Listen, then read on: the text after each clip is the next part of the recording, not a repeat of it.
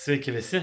Taigi, kuriu antrą dalį, kur atsakau atvirai į jūsų man užduotus klausimus. Taigi, iš karto galime ir pradėti. Taigi, pirmas klausimas klausia Laurinas, ar esu vartojęs steroidų? Atvirai tai atvirai, taip, esu vartojęs steroidų, kai man buvo 18 metų, esu pabandęs.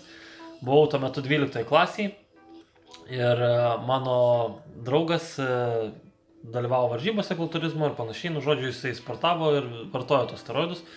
Ir sako, Remiga, ar nenori pabandyti? Aš sakau, ką žinau, gal visai būtų ir neblogai vieną kartą pabandyti. Žodžiu, mes nuėjom pas seselę mokyklos, kad mums suleistų. Ir žodžiu, seselė pamačius ten tos vaistus, sako, oi ne, aš neleisiu, čia negaliu aš tokių dalykų daryti. Tai žodžiu, sakom, duokit vatos, mes patys susileisim. Žodžiu, davė tos vatos. Aš draugui dūriau į subinį, suleidau žodžiu ir jisai sako, Remiga, duok, dabar aš tau suleisiu. Aš sakau, ne, nada, sakau, nereikia man, sakau, dar man subinė iki kaulo pradursi, sakau, geriau aš pats. Žodžiu, aš gyvenime niekada nedaręs tokių dalykų, pasėmiau tą adatą, man ranka dreba, tai tą subinę žiūriu, tą adatą, ranka dreba, žodžiu, įduriu į subinę, ištraukiu, įduriu, ištraukiu. Ir taip, nes reikia pilnai įdurti, o aš iš baimės vos biškį tik įduriu. Ir žodžiu, taip subadžiau subinę, 8 ar 9 durius, kad 3 ar 4 dienas negalėjau atsisėsti ant vieno žando, mokyklos sėdėjau tik ant vieno žando.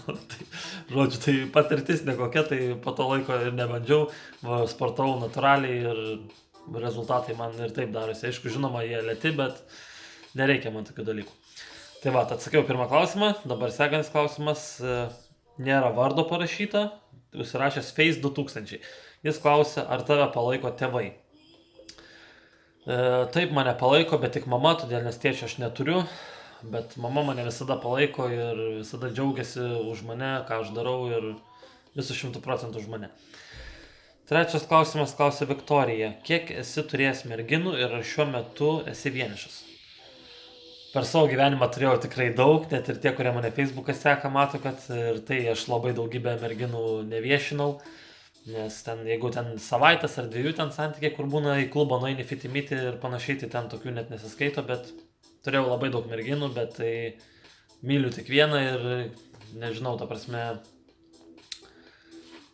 toks jau gyvenimas yra, jeigu daug merginų, tai meilė nesiseka, taip sakant, tikros meilės neturi. O ar šiuo metu esu vienišas, tai galiu pasakyti, ne, šiuo metu nesu vienišas.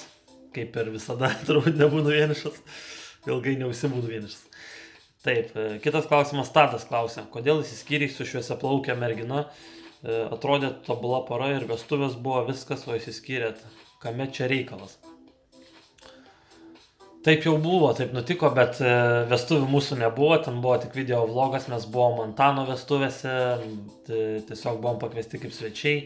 Ir kartu važiavom ir aš dariau vlogą, tai buvo ne mano vestuvės ir jos, tad nemaišykit šitų dalykų, o įsiskyrėm, tai tiesiog čia yra asmeniniai reikalai, buvom laimingi, vėliau pasidarėm nelabai laimingi ir tiesiog toks gyvenimas yra, aš tikiuosi, kad ji dabar yra laiminga ir linkiu jai tik tai sėkmės gyvenime. Taip, ir kitas klausimas, Aistis klausia, kokie tavo gyvenimo tikslai? Mano gyvenimo tikslai yra gan labai dideli ir tikiuosi juos pasiekti, todėl nes kaip visą laiką stengiuosi motyvuoti žmonės, jaunimą, tai taip pat ir pats save motyvuoju daugybę dalykų, todėl nes noriu, žinoma, sukurti savo verslą, atsidaryti savo sporto klubą, kokį nors vieną didesnių klubų.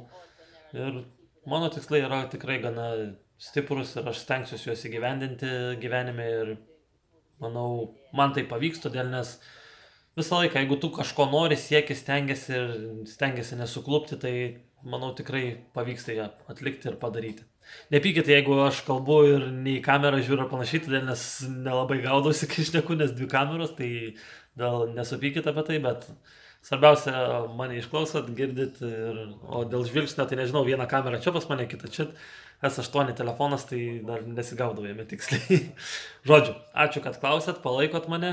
Jeigu patiko šis video, spauskit like, nepamirškit prenumeruoti mano kanalą ir laukit 3 dalies. Žinoma, atsakysiu tik į tuos klausimus, kurie yra tikrai normalūs, ne tie patys per tą patį, kiek laiko sportuoji, kiek tau metų, nes manau daugybė žmonių ir tai žino, kurie seka mane Facebook'e ar Instagram'e. Ir tai va, tiesiog tiek, klauskit ir klausimus parinkit tokius subtilius ir kad būtų įdomu žmonėms paklausyti, ką aš pašneku, o ne vien apie sportą ir visą kitą. Tai va, ačiū ir iki kito mano video. Ate.